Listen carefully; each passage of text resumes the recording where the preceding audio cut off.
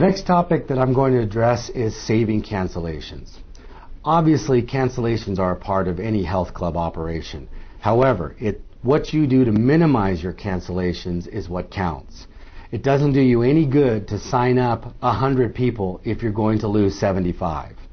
So what we do is we try and stress saving cancellations in our club.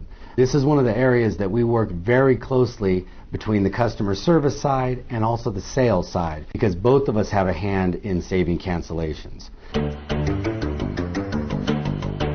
On the customer service side, we save cancellations by making sure that the operation runs smoothly. That means having a clean club. That means having a friendly front desk staff. That means making sure that there's soaps in the locker rooms and paper towels and that members don't have any complaints. We also help save cancellations by making sure that people are genuinely happy inside of your club. Now, saving cancellations is something that we work very closely with the sales department. The sales department they also help in saving cancellations by perhaps inquiring why someone's canceling their membership. Most of the time it has to do with either the club is not very clean, or the second answer to that is always they're just not using the facility. And that's where the sales department comes in, because they're very good at talking people through any type of hesitation they might have about coming into the club. Perhaps they can offer them some personal training. Perhaps they can offer them some tanning to see if maybe there's another element of the club that they want to get involved with. The main thing is to just find out why someone is canceling their membership. So that is the most important thing. If you find out why they're canceling their membership, you'll have a very good chance of perhaps saving that cancellation by offering them some sort of help to get them revitalized and thinking about the club and coming in and working out. One other aspect of saving cancellations that you can try, and we do this as a last resort, you can freeze their account. Some people, if they know, let's say for instance, they're going to be out of the country for 3 or 4 months and so they want to cancel their membership, but they still live in the town that your club is in, offer them a freeze. Let them freeze their account and not pay for it for 2 or 3 months until they come back in the country and they can reuse the club again. One of the reasons that this is beneficial for them is it saves them from going through the cost of having to sign up at the club all over again. So we do this as a last resort. However, it is a very popular thing to do because then we can keep our members, even though they're gone for a few months. They come back to us, and usually they're very grateful for us even offering them that solution. Another aspect of saving cancellations is to make sure that there's a very clear outline of what you can offer someone as an incentive to stay with the club. Perhaps you want to give them a month of free tanning just to try that out. Or perhaps you can give them an appointment with a personal trainer just to see if that can get them going again on their routine. But you must have a clear and concise form, sheet, outline, something that tells you what it is you can or cannot offer that person to stay with the club.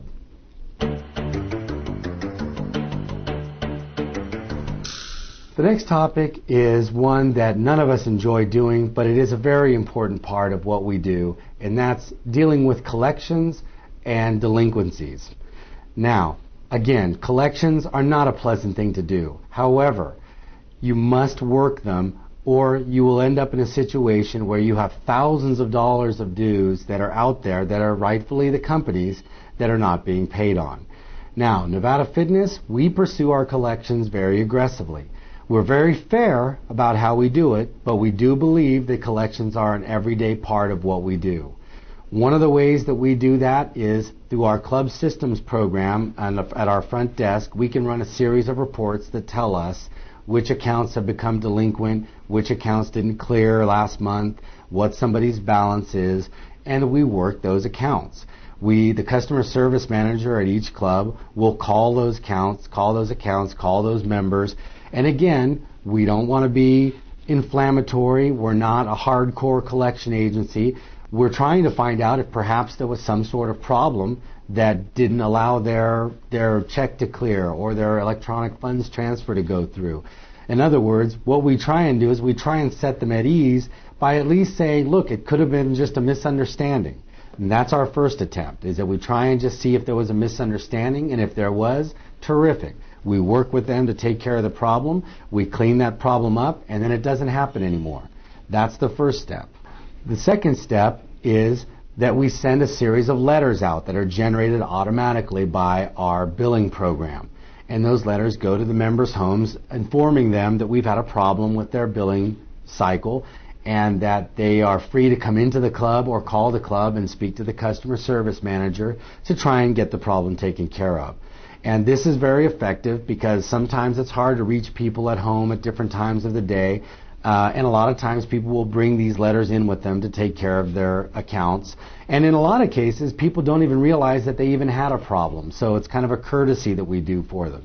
One thing that's very important to do when you're working collections is to keep yourself organized.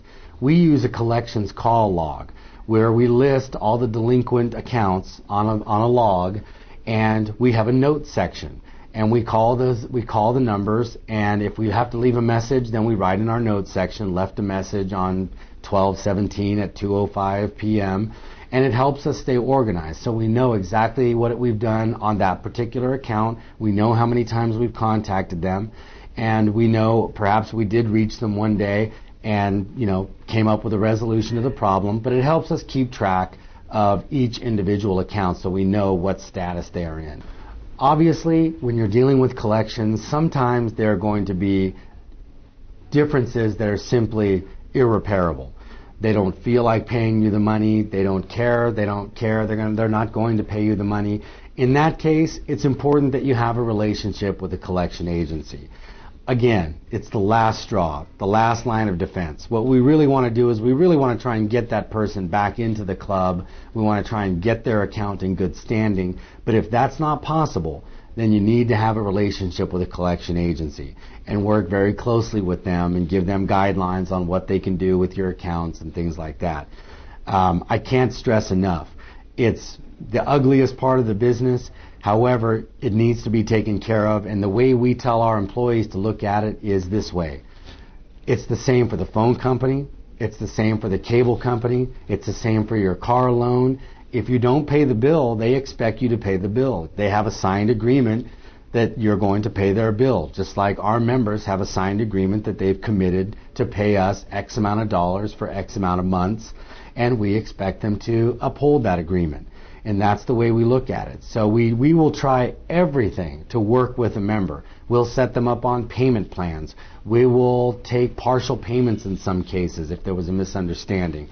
We will do almost anything to try and keep our members happy, keep them coming to the clubs. However, if that's not going to happen, then you need to have a relationship with a collection agency.